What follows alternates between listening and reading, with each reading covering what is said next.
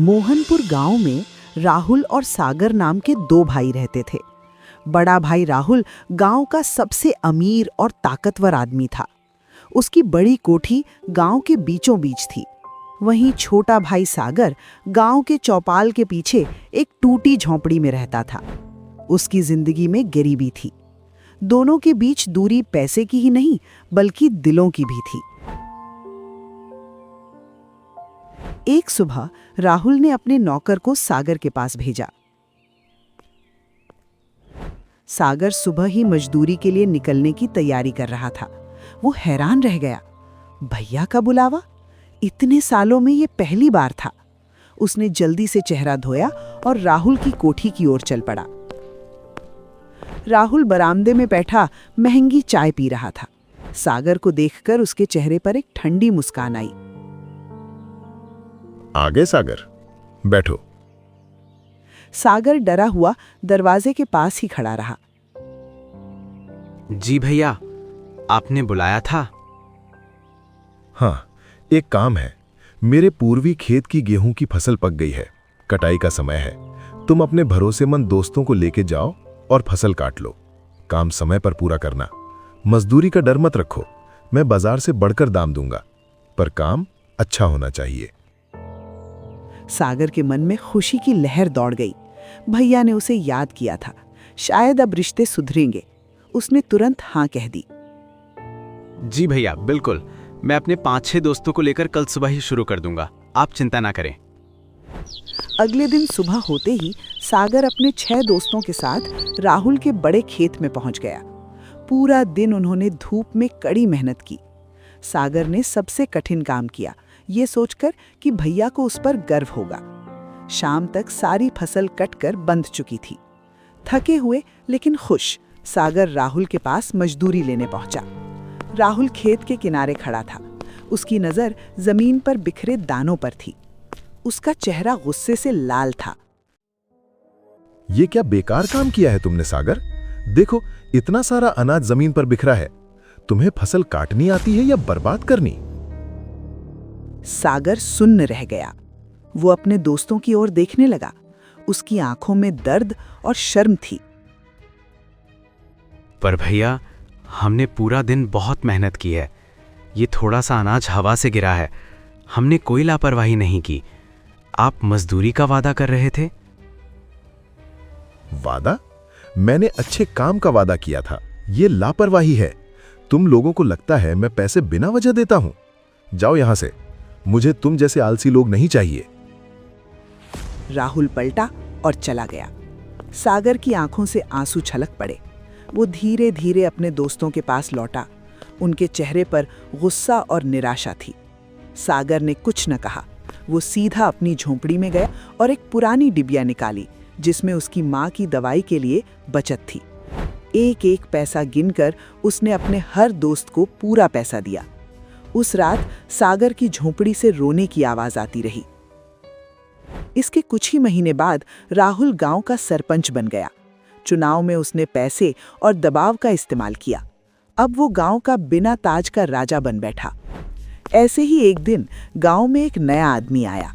उसका नाम अमन था। वो शहर से आया था और उसने गांव के चौराहे पर एक छोटी सी दुकान ली। वो कॉपी किताब और छोटा मोटा सामान बेचता था। अमन बहुत दयालु था। वो गरीब बच्चों को कभी कभी मुफ्त में कॉपी पेंसिल दे देता, बुजुर्गों की मदद करता। धीरे धीरे गांव वाले उसे पसंद करने लगे।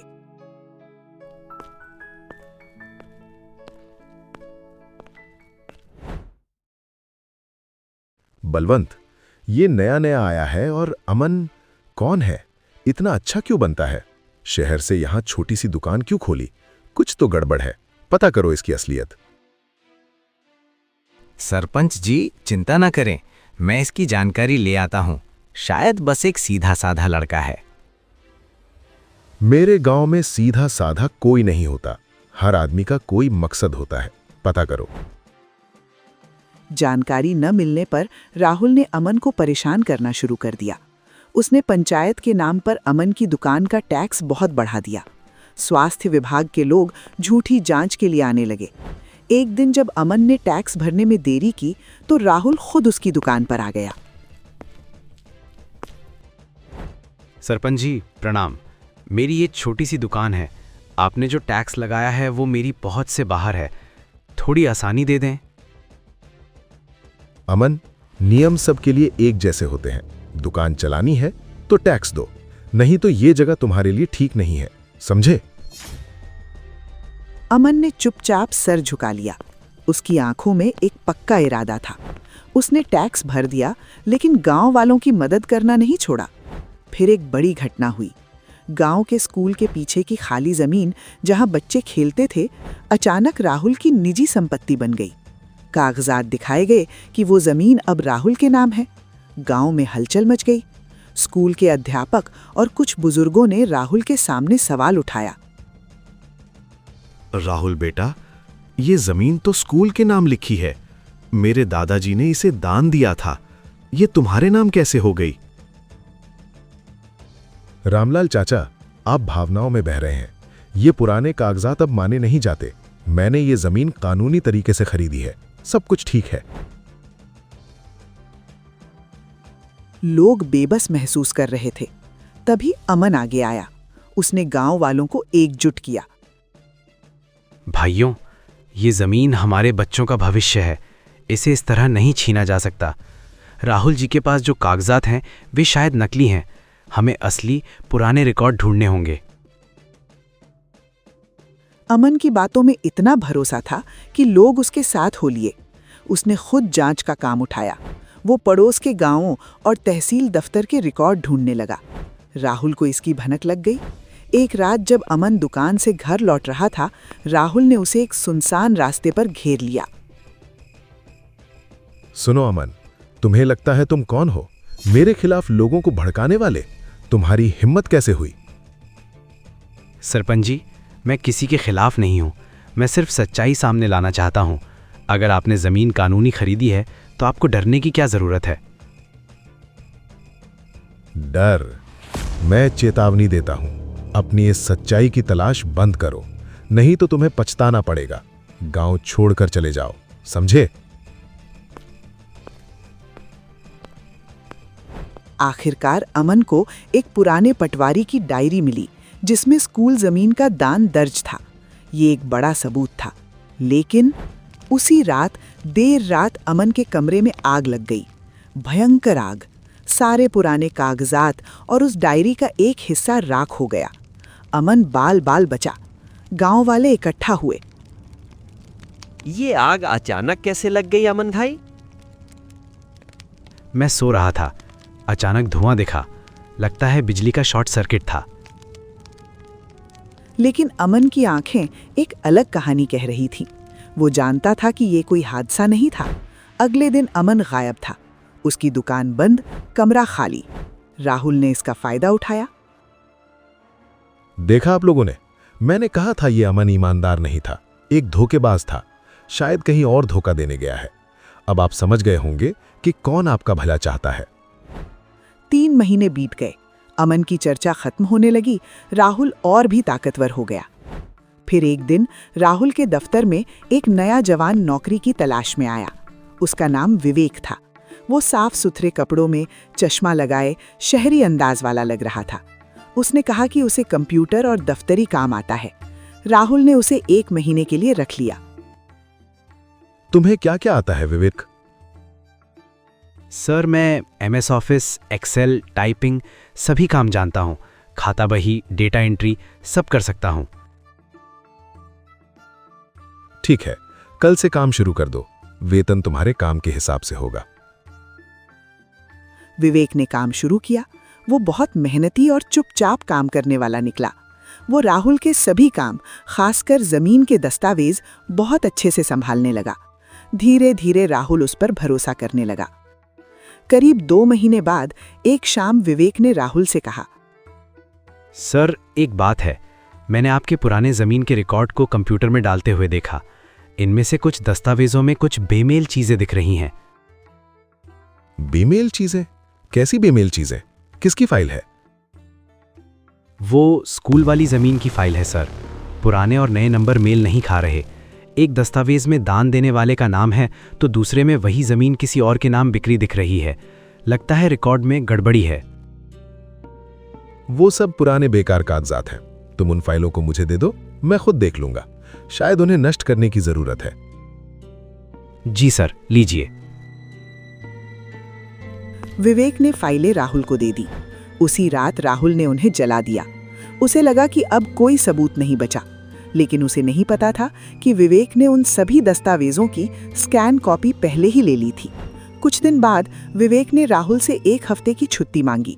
सर, मुझे घर से फ़ोन आया है। मेरी माँ की सेहत खराब है, मुझे जल्दी जाना है। मैं 1 हफ्ते में वापस आ जाऊंगा। अच्छा, जाओ, जल्दी जाओ। तुम अच्छे काम करते हो, जल्दी लौट आना। राहुल चला गया। 1 हफ्ता बीता, 2 हफ्ते बीते, विवेक नहीं लौटा।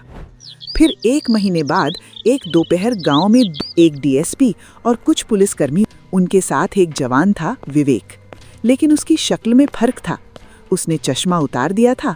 वो सीधा राहुल के कमरे में गया। राहुल सिंह, मैं डीएसपी शर्मा हूं। आपको गिरफ्तार किया जाता है। गिरफ्तार? किस बात पर? मैं इस गांव का सरपंच हूं। ये क्या मजाक है? कोई मजाक नहीं है। आप पर सरकारी जमीन हड़पने, नकली दस्तावेज बनवाने, अमन के घर में आग लगवाने की साजिश रचने के इल्जाम है। ये सब झूठ है। और ये विवेक मेरा क्लर्क है। विवेक, इन लोगों को बता, क्या ये सब सच है? तभी विवेक आगे बढ़ा।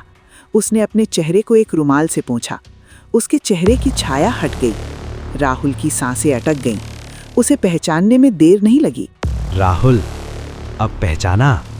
मैं अमन हूँ और मैं विवेक नहीं, सागर हूँ, तुम्हारा छोटा भाई। कमरे में मौजूद सभी लोग स्तब्ध रह गए। राहुल का चेहरा सफेद पड़ गया। ये नहीं हो सकता।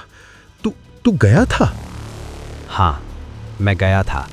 तुमने और तुम्हारे दोस्तों ने मुझे और माँ को घर से निकाल दिया था, क्योंकि तुम्हें डर था कि पिताजी की जायदाद में मेरा भी हिस्सा होगा। तुमने पिताजी को भी जहर देकर मार डाला था। ये बात माँ ने मरते वक्त मुझे बताई थी।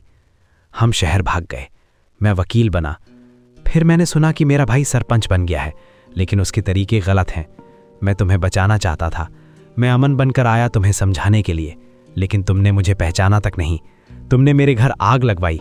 तुमने मुझे मारने की धमकी दी। तब मुझे समझ आया कि तुम बचाए नहीं जा सकते। इसीलिए मैं गया और विवेक बनकर लौटा, तुम्हारे सबसे करीब रहकर तुम्हारे सारे गुनाहों के सबूत इकट्ठे करने के लिए। ये लो सबूत। सागर ने डीएसपी को एक फाइल थमाई जिसमें स्कैन कॉपी, आवाज की रिकॉर्डिंग और पुरानी डायरी का बचा हुआ हिस्सा था। राहुल ने सब कुछ मान लिया। पुलिस उसे हथकड़ी लगाकर ले गई। गांव वाले आश्चर्य और दुख से भरे हुए थे। बेटा सागर, ये सब इतना बड़ा खतरा तुमने क्यों उठाया? वो तो तुम्हारा अपना भाई था। रामलाल चाचा, क्योंकि वो मेरा भाई था, इसीलिए मैं चाहता था वो सही रास्ते पर आ जाए। लेकिन कभी कभी रिश्तों की डोर इतनी टूट जाती है कि जोड़ी नहीं जा सकती।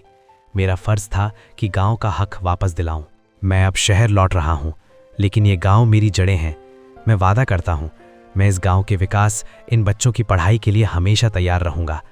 और याद रखना, चेहरे बदल सकते हैं, नाम बदल सकते हैं, लेकिन सच्चाई का चेहरा हमेशा एक जैसा रहता है। उसे दबाया जा सकता है, जलाया जा सकता है, लेकिन मिटाया नहीं जा सकता। एक न एक दिन वो सामने आकर ही रहता है। सागर चला गया, लेकिन मोहनपुर गांव में उसकी कहानी हमेशा के लिए लिख दी गई। उसने सबको सिखाया कि इंसाफ के लिए लड़ाई कभी बेकार नहीं जाती। राहुल के 2 चेहरे थे, एक दिखावटी ताकत का और दूसरा छिपी हुई डरपोकता का। सागर के भी 2 चेहरे थे, एक अमन का मासूम और दूसरा विवेक का पक्का।